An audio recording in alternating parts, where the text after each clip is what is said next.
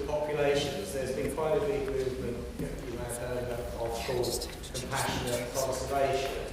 And this is reflecting the growing proportion of conservationists view that welfare should be taken into their reckoning when they're looking at population survival and species survival aspects. So I'm going to hand over to the expert on this and get Chris to speak to us. Thanks, Chris.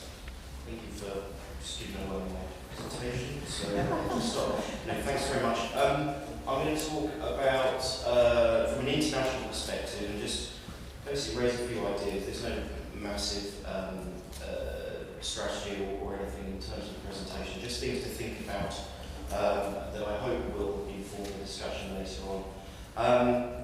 I'm also limiting my discussion to conservation interventions. I'm not going to talk about the animal welfare impacts of conservation problems, so the things we heard about earlier that Pete mentioned, the anthropogenic impact on the environment, climate change, habitat loss, that kind of thing. They come, of course, within all these animal welfare problems themselves, but I'm taking from the starting point when we as a species have decided to intervene in the name of conservation. A note about the term that we've heard, it's the premise of the conference is guardianship, and obviously within that comes concepts of stewardship and responsibility. What's interesting struck me is in terms of when you're looking at things through the lens of conservation and the lens of animal welfare, there are intuitively and inherently perhaps some differences of approach. We tend to look at within a conservation paradigm as responsibility, of course, of species, but with that comes almost a utilitarian or sort of dominion-based approach to how we manage, in this case, wild animals. And then obviously we have a responsibility for animals' welfare, and how do we correspond to these various concerns and also reflect human societal demands as well. Generally it's accepted that animal welfare is a good thing, but how far does that penetrate within our discussions of preserving the world for animals and our use? And that also flags up issues of coexistence in terms of conservation. This returns again increasing currency, popularity, perhaps as an alternative to what everybody knows is a big feature of human and animal issues, is human-wildlife conflict. And a lot has been talked about issues related to human-wildlife conflict, but coexistence is being promoted as a way of responding to these issues. And is coexistence even a feasible solution to some of the problems that we as humans pose to animals and vice versa? And when we're talking about coexistence, are we talking about sharing the same space in close proximity? So are we hoping to rub up alongside wild animals and everyone happily coexist without any compromise or suffering? Or are we just going to make space for animals somewhere else on the planet? And those two alternative views haven't been fully articulated in my experience in these discussions of coexistence and conservation. Anyway, where are we in terms of animal welfare and conservation and the overlap between the two? A paper from a few years ago reviewing the literature, looking at conservation projects, and looking just at keywords and how often terms like animal welfare and terms like success and stress were mentioned. These would have been Sandra's colleagues at Wild Crew. And you can see from that graph there that the term welfare, at least in 2010, was not being widely used in conservation publications or publications relating to conservation projects that involved, I think in almost all of them involved reintroduction of some sort of handling aspects of animals, which seems slightly baffling when you think about what these projects actually involved dealing with individual animals. I wonder whether that's changed in the intervening 9 years. I have no means of knowing at this stage. So there is a bit of, I think we could probably all agree, a bit of a disconnect between attitudes to conservation, attitudes to animal welfare. The two worlds have existed in isolation to a large extent until quite recently. And there are various historical reasons one might give for why that is the case, but I think it all sort of came together in a landmark paper by Michael Soule in 1986. Obviously, this wasn't the invention of conservation or more conservation biology, but it was a landmark summing up of what is conservation biology. And in his way of presenting it, conservation biology includes consideration of all those things you can see around that circle. Everything from genetics to social science, which talks to the point that was raised earlier, I think, actually in relation to animal welfare. And all these other very interesting things, but perhaps with the exception of physiology and veterinary medicine, and with the apologies to the vets in the room, animal welfare and veterinary medicine may not always universally overlap. You can see that animal welfare, the consideration of individuals and how they are faring or coping within a conservation context, it's just not there. And actually, Soule went so far as to say that conservation and animal welfare are conceptually distinct and they should remain politically separate. And I think that is something I challenge, and I think is beginning to be increasingly challenged. However, attitudes like this continue to prevail, and this is in a discussion relating to the hot iron branding of sea lions in the southern oceans, which caused an enormous amount of controversy in Australia and New Zealand a few years back.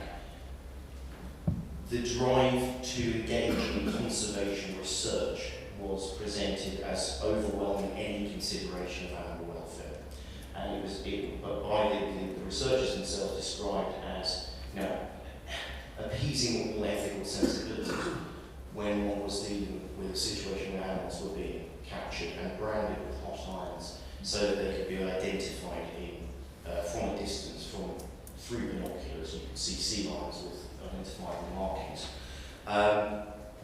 It was controversy. It hasn't necessarily reached a conclusion, but I think it's an example of where emotions run high, where conservation is, of course, an enormous priority, but public and other perceptions of individual animal welfare are in some ways equally high and can have impacts on how we carry out conservation. So, conservation itself is affected at very different levels, and we have genetics, conservation genetics. You conserve, conserve habitats, populations, species, ecosystems. And again, historically, the role of the individual seems to have been somewhat diminished or downplayed in this, and the consideration of how individuals respond to conservation interventions has not been well considered, in my opinion.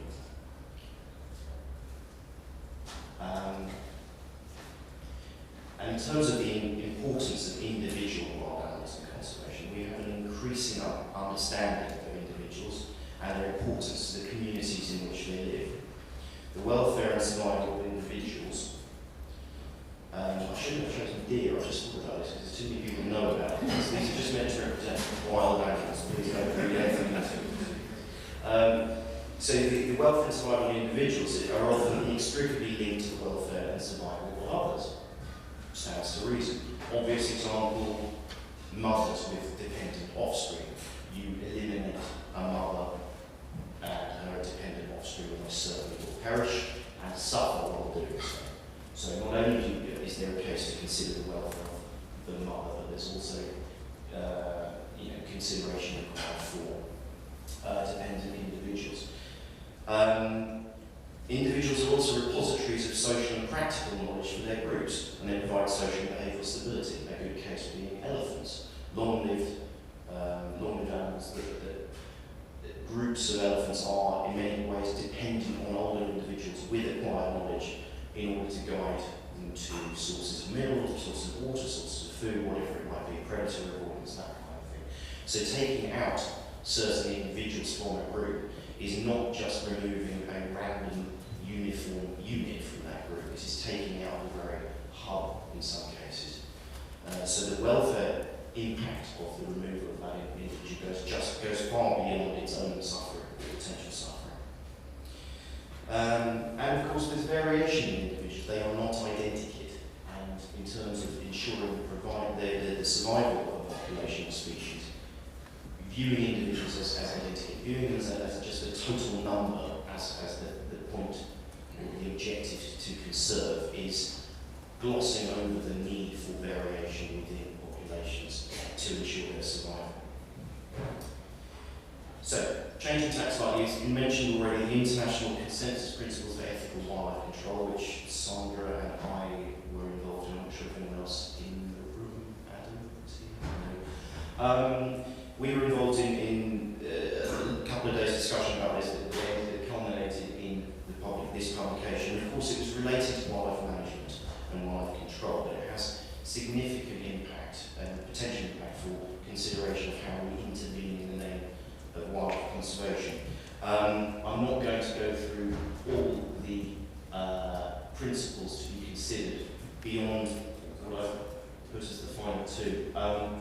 One is that when considering animals and how we treat them, we need to think very carefully about the labels we attach to them. The categorisation of animals shapes and perpetuates our attitudes and relationships with them, affecting our treatment of them. I think this has been mentioned already. You might designate an animal as overabundant, or a nuisance, or a pest, or non-native, or introduced, or some. All these labels can instantaneously change how we treat individual animals, and therefore have enormous effect on their welfare outcomes. Removing those labels reveals that our actions are not our products of our attitudes towards wildlife, not an inherent feature of the animal themselves. So in addition to that, of course, one of the principles that's being proposed is minimising harms to animal welfare. Why? Well, for its own sake. It's a good thing to do. Ensuring the welfare of animals is good for society, I would argue, it's good for those animals themselves. It can refine conservation research methods. Talking about the hot iron branding, if you're dealing with a method that causes pain and suffering to individuals in a population, then studying that population, the behaviour of those individuals is going to have a significant outcome on the results of your study. Understanding animal personalities and its effect on their welfare can improve the success of conservation projects. There's been a lot of stuff done about personalities in reintroduction projects and the differing outcomes between bold and timid individuals in a population.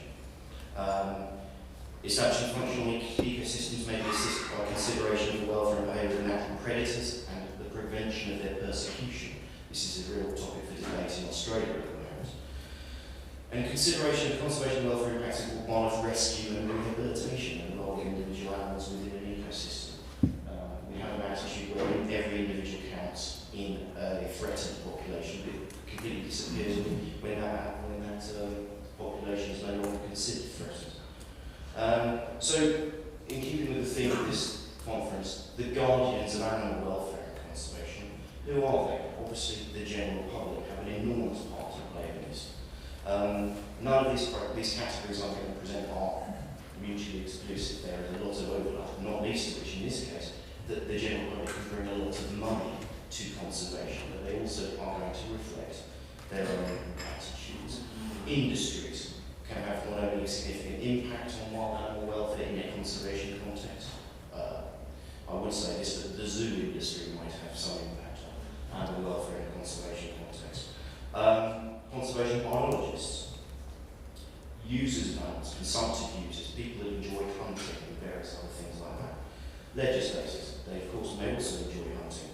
And veterinarians and many other stakeholders. We can consider all of these people as having a stake as potential guardians of animal welfare, but they are of course going to be guided by their own interests, their own understanding, their ability to influence and their own biases.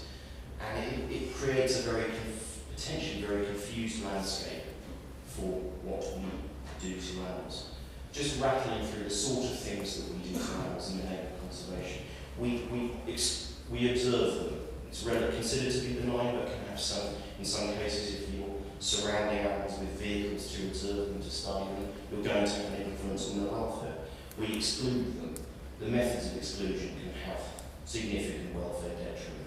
We rely on behavioural modification, conditioned taste aversion, I think came up earlier. We do things like tagging and marking individual animals. Generally considered to be relatively benign tags. You know, the rule of thumb is weighing less than 5% of an animal's body weight. But of course they can have significant negative effects. This is the sort of thing I was talking about earlier with hostile branding. In order to save animals, we treat them quite appallingly in some ways. This is a relocation project where that giraffe that had otherwise been living freely was caught, subjected to enormous stress of capture, loaded into the back of a lorry and transported many miles away. That is a hugely stressful event. That is being done in the name of conservation of that species. Obviously, veterinary interventions, when we're trying to do the right thing for an individual animal, that itself can come at a welfare cost. Rehabilitation and release, captivity, whether it has a role in conservation or not, comes at a potential welfare cost. Consumptive use, trophy hunting is often touted as conservation, bringing conservation benefits. I can argue that for the rest of the day, I won't. And of course we do a lot of killing in the name of conservation, undesirable species. So just very quickly, just to move on to things like the term people describe compassionate conservation. This is a term that we use at the Born Free Foundation, I'm still using it at the Born Free Foundation, and others have taken it and are running with it, and that's great. But something that keeps coming up is the issue of killing and harms.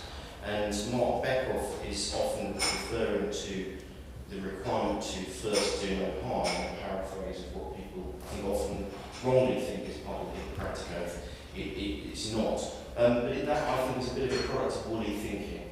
And what is first do no harm? What does it mean? Does it mean first and foremost and above all else, do no harm, never do any harm? Or does it mean, as I think the original intention is, better not to do something or do nothing than risk causing more harm than good? Two subtle but important differences.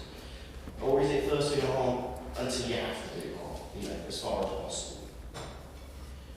Lethal control in conservation is a feature of an enormous number of projects, but that in itself comes with some compromises and some decisions to make. We have to recognise, as for example, the sort of thing that Sandra was talking about, in a conservation context, non-lethal interventions can cause greater suffering than lethal interventions. Catching and releasing an animal might cause moderate amounts of suffering over a very long period compared to instantaneous killing.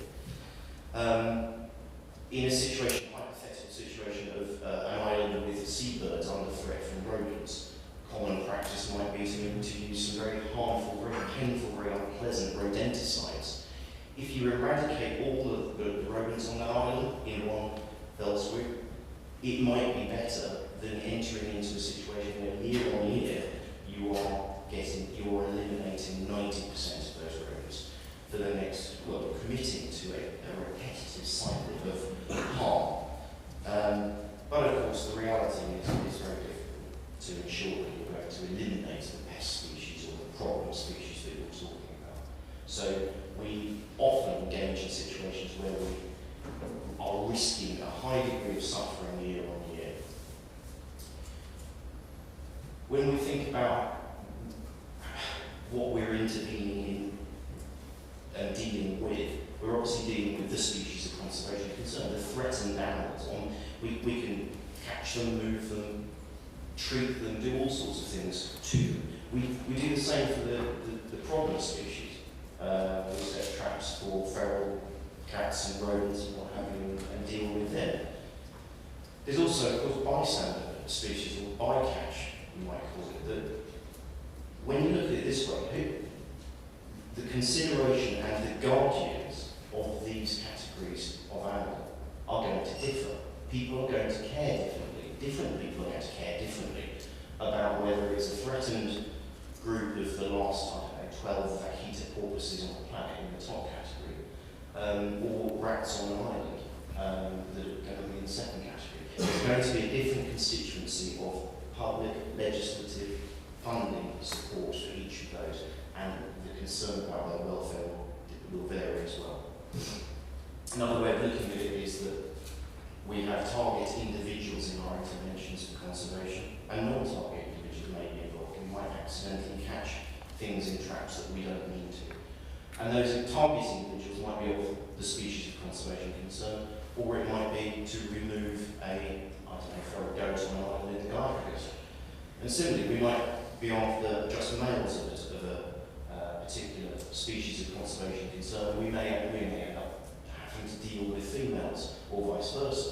Or of course we might catch or handle or impact in some negative way other animals that have nothing to do with the problem we're trying to solve. And again, all of these come with different constituencies of interest and support and concern for their welfare.